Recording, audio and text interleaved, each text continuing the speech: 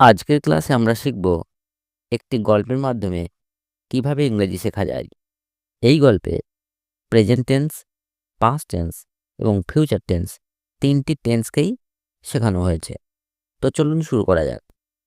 রবি প্রতিদিন সকালে 6টায় ঘুম থেকে ওঠে। সে ব্রাশ করে, তারপর সে ব্যায়াম করে। এই তিনটি বাক্যে তার অর্থাৎ রবির প্রতিদিনের অভ্যাসের কথা বলা হয়েছে। আমরা জানি প্রতিদিনের অভ্যাস বা যে ঘটনা নিয়মিত ঘটে তার জন্য প্রেজেন্ট সিম্পল টেন্স ব্যবহার করতে হয় এবং প্রেজেন্ট সিম্পল টেন্সের ফর্মুলা প্রথমে সাবজেক্ট, তারপরে ভার্ব, তারপরে অবজেক্ট। ভার্ব বলতে এখানে ভার্বের 1 নম্বর রূপ অর্থাৎ প্রেজেন্ট ফর্ম ব্যবহার করতে হবে। এবার একটি বিষয় মনে রাখতে হবে, যেহেতু এখানে রবি একটি থার্ড পারসন সিঙ্গুলার নাম্বার, তাই রবির সঙ্গে যে ভার্বটি ব্যবহার করা হবে সেই ভার্বের পরে এস অথবা ইএস ব্যবহার করতে হবে। এখন বিষয় হচ্ছে থার্ড পারসন সিঙ্গুলার নাম্বার চেনার সহজ উপায় হচ্ছে আই আর ইউ, আমি এবং তুমি, এই দুটি শব্দ বাদ দিয়ে অন্য যে কোনো শব্দ যদি একটি বোঝায় তাহলেই সেটি থার্ড পারসন সিঙ্গুলার নাম্বার এবং সেক্ষেত্রে প্রেজেন্ট ইনডিফিনিট টেন্সে ভার্বের সঙ্গে এস অথবা ইএস বসে। তো চলুন দেখা যাক এই বাক্যটির ইংরেজি কী হবে। রবি প্রতিদিন সকালে 6টায় ঘুম থেকে ওঠে। আমরা প্রথমে সাবজেক্ট বসাবো রবি, ঘুম থেকে ওঠা, ওয়েক আপ। যেহেতু থার্ড পারসন সিঙ্গুলার নাম্বার, রবি ওয়েকস আপ। সকাল 6টায় নির্দিষ্ট একটি টাইম, নির্দিষ্ট টাইম বোঝাতে অ্যাট ব্যবহার করে বলবো অ্যাট 6 o'clock, অ্যাট 6 o'clock। প্রতিদিন সকালে, এভরি মর্নিং, এভরি মর্নিং। সুতরাং পূর্ণ বাক্যটি হবে Ravi wakes up at 6 o'clock every morning. সে ব্রাশ করে, মানে সে তার দাঁত ব্রাশ করে। He brushes his teeth, he brushes his teeth. তারপর ব্যায়াম করে। Then he does exercise, then he does exercise. যেহেতু he third person singular number, তাই এখানে ব্রাশেস এবং ডাজ এ দুটি শব্দ ব্যবহার করা হয়েছে। একদিন সে ঠিক সময়ে ওঠেনি। যখন সে ঘুম থেকে উঠল তখন 8টা বাজে। যেহেতু এটা একদিন দিয়ে শুরু হয়েছে, একটা অতীতকালের বা অতীত টাইম মেনশন করা হয়েছে, আমরা বুঝতেই পারছি এটা একটা পাস্ট ইনডিফিনিট টেন্সের ব্যবহার হবে। একদিন সে ঠিক সময়ে ওঠেনি, এটির ইংরেজি করতে গেলে আমাদের যে স্ট্রাকচার হচ্ছে সেটি হচ্ছে subject plus V2 plus object অথবা আদার ওয়ার্ডস। একদিন, ওয়ান ডে। সে ওঠেনি, he did not wake up. ঠিক সময়ে, মানে সঠিক সময় বোঝাতে অন টাইম ব্যবহার করা হয়।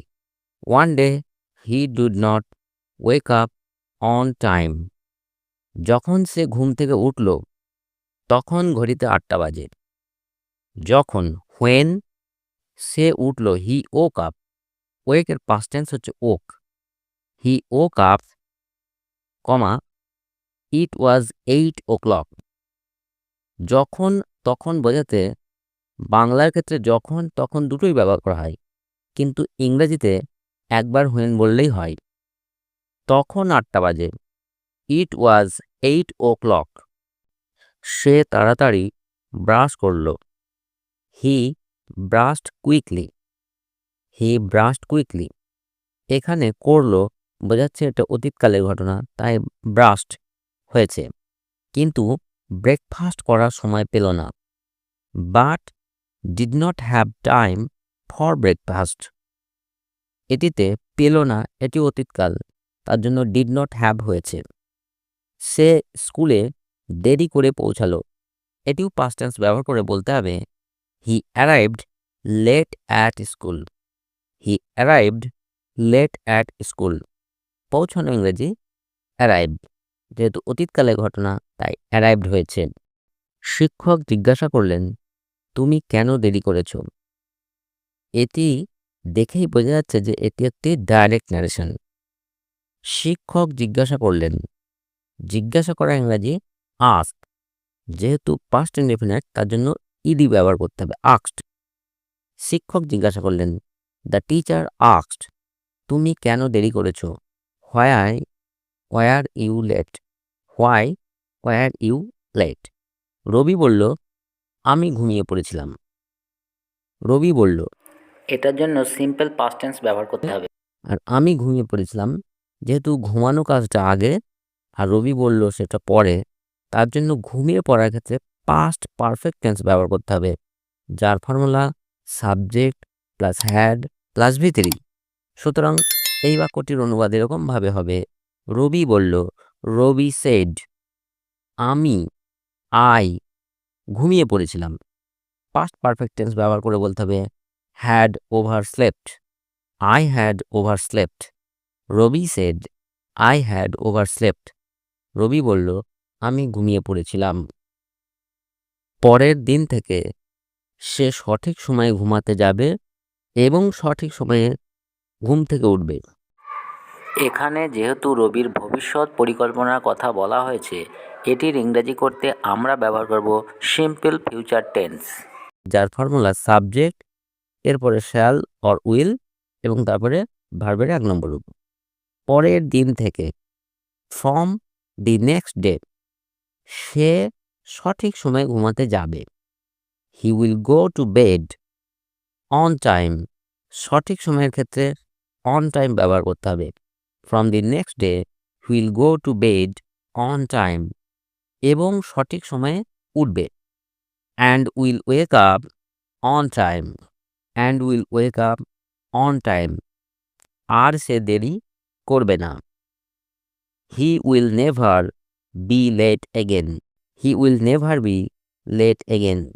তাহলে আজকে আমরা শিখলাম গল্পের মাধ্যমে present simple, past simple, past perfect এবং ফিউচার সিম্পলের ব্যবহার। প্রেজেন্ট সিম্পল ব্যবহার করা হয় প্রতিদিন ঘটে এমন অভ্যাস বোঝাতে। পাস্ট সিম্পল ব্যবহার করা হয় অতীতের ঘটনা বোঝাতে, এবং পাস্ট পারফেক্ট ব্যবহার করা হয় অতীতের দুটি ঘটনা, যে ঘটনাটি আগে ঘটেছে তার জন্য পাস্ট পারফেক্ট টেন্স এবং পরের ঘটনার জন্য সিম্পল পাস্টের ব্যবহার, এবং ভবিষ্যৎ বোঝাতে ফিউচার টেন্স ব্যবহার করা হয়। আর চ্যানেলে নতুন হয়ে থাকলে টুকটাক ইংলিশ চ্যানেলকে সাবস্ক্রাইব করে পাশে থাকা বেল আইকন প্রেস করে নোটিফিকেশন অল করে রাখবেন, যাতে ভিডিও আপলোড করার সাথে সাথে নোটিফিকেশন সবার আগে আপনি পেয়ে যেতে পারেন। কথা হবে পরের ভিডিওতে, ততক্ষণ ভালো থাকবেন।